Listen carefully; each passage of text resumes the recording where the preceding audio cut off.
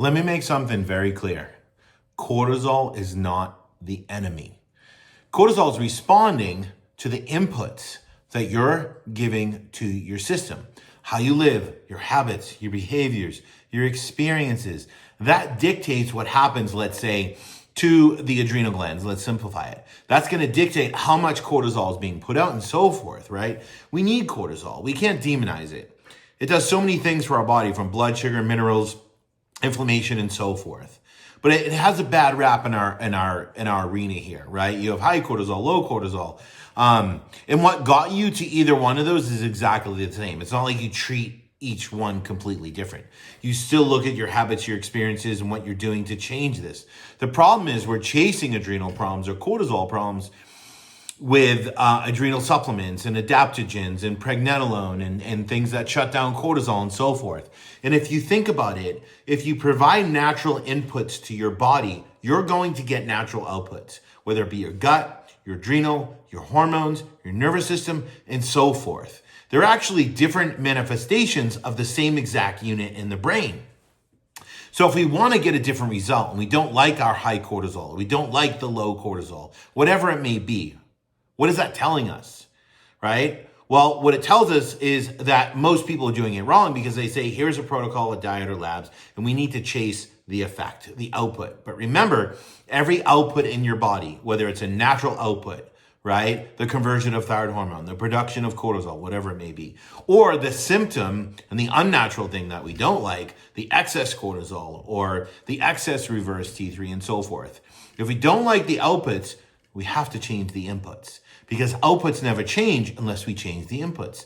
So this methodology of, and you can apply this for anything, right? The methodology of chasing the adrenals, trying to lower cortisol or increase cortisol or cradle the adrenal glands, we're going at it backwards because nothing's going to change, because you can't manipulate an output unless you change the input.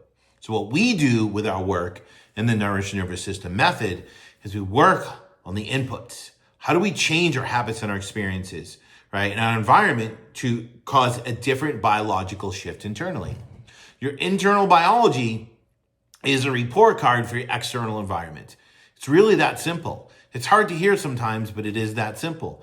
And if we start making changes, that's going to change our experiences, which reshapes our biology. So when it comes to cortisol, a lot of people say, well, meditate or take this supplement, or you need to de-stress. And I'm not saying these things don't help, but you can't force or biohack your adrenals into regulation. You can't do that to any system, right? You might calm the system down, but you're not fixing the input, so nothing's really going to change. And this is why we've been doing this work, my wife and I, for 25 years. And that system and that methodology hasn't changed, and it doesn't work. Might create a better lab result, but over time, you're not changing the system. You're biohacking it into regulation, and that doesn't stick. So there's something that we teach our clientele and people in the Nourish Nervous System program that really can go a long way. And of course, there's a lot more to this, but we always say the decision you make every single morning is the most important decision you make every single day or throughout the day. It is the most important. What do most people do? We wake up to an alarm. It scares the crap out of us, pushes us sympathetic. We wake up and look at our phone. We wake up and go on the computer. We wake up and go on TV. We wake up and flip on the lights. The problem is all of this we find now in our culture, this light is blue light. Now in nature, blue light is found nowhere by itself, right? So it's very unnatural. It's not a natural input. And this blue light is so intense and so strong. Remember, everything is information. Food is information. Light is information. So it tells our body, hey, it's 12 o'clock. So it shoots your cortisol to the moon. And you're now in a sympathetic state from the second you wake up. So everything you're doing to put money in your bank, to regulate your nervous system, to regulate your adrenals, all you're doing all day is trying to put out a fire. And it may take all day to get there or not at all. And this is how we start creating debt day after day. So what can we do to change this, right? It's important because we have to remember that we can't keep living in the same environment and doing the same things, right? And saying, well, I wake up and eat within 30 minutes. I wake up and I take pregnenolone. That's great. But you're not going to fix what's coming into that information through the eyes, because that's going to dictate what's going on in the HPA system, hypothalamus, pituitary, adrenal, thyroid, gut, gonad, etc. And how does that work? Well, you have receptors in your eyes as well as on your skin, in your retina and your cornea, called melanopsin and neuropsin receptors. And they interact with the light that's in your environment.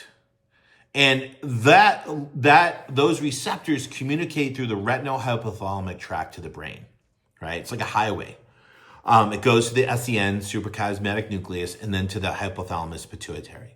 And that's going to dictate, am I going to activate this part of the hypothalamus and pituitary to push you parasympathetic so you can dim up cortisol, start turning on those daytime programs, right? And become more metabolically active, more metabolically flexible, be able to repair and regenerate? Or are you providing the wrong type of information that pushes you more sympathetic, the other piece of the hypothalamus and pituitary? So now you're in that fight or float, survival mode, scarcity mode all day long, and our body's not meant to be there all day long. And this is why people are ending up with weight issues, autoimmune issues, bone issues, gut issues, and so forth. I mean, the list goes on, or adrenal issues.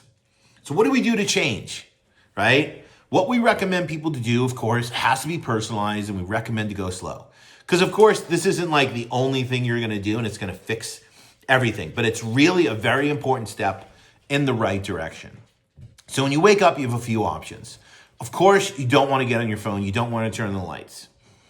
So if you're able to, what we do recommend, especially in the winter before the sun comes up, is light some candles. Right? Maybe you light candles. Maybe you can eat under candlelight before you get out at sunrise. Maybe you can get ready under candlelight before you get out at sunrise, and so forth. It depends if you have kids or not. I mean, we have a son. We still light candles down here. This whole downstairs has about 6 to 8 candles.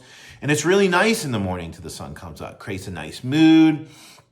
It's really nice for the energy for my son and so forth. Some people can't do that, and that's okay, right? But that is an option. But when sunrise hits, you go outside. Now you're seeing sunrise, and that is the first light your body is seeing, and that tells your body to kick in those daytime programs. You go more parasympathetic, you dim up cortisol, and you're getting ready for the day. You become more metabolically active, right? Other option is, of course, you wake up, you don't go on your phone, you don't turn the lights, and you can wear orange blue blockers. There's many companies. I'll put a few in the links with a few discount codes. But you put those on, and that's going to block a lot of the blue light if you have to turn on the lights or get on your phone, etc. And it's a great step in the right direction. I use these ones, these 3-in-1s for RA Optics. You can see they're orange, and then during the day you can use yellow. But in the morning, when the sun comes up, you take them off. I step outside. Again, now the first light that I'm seeing is that sunrise, to push my body in the right direction, to regulate that HPA adrenus, to take the load off HPA axis, to decrease the load on the adrenals, to start regulating those cortisol rhythms. Why? Because we're creating more natural inputs to create more natural outputs, right? And I'll put a link below for an app that we use called My Circadian App with a code so you can get a free trial. And you can type in where you live, and it's going to show you sunrise, UVA, UVB, etc., where you live based on the season and the time of year, and you can start to utilize that to get outside more. So it's really simple. Remember, if we don't change, nothing's going to change. But if we start changing our environment or habits, right, instead of just chasing the output, now we're going to create different inputs. We're going to get different outputs. We're going to get different result. And what we've seen in our work is quite astonishing, whether it's people in one-on-one coaching or the Nourish Nervous System 90-day program. We've seen people within 2 to 6 weeks within our program have decades of insomnia, and with just doing these simple things, honestly, and a few other things, but just this alone has had the biggest shift in their sleeping like babies. People with luteal phase issues and crazy PMS completely regulated within 6 weeks just by regulating their light environment. So it can go a long way, and it seems so simple, but sometimes the simplest things are exactly what we need.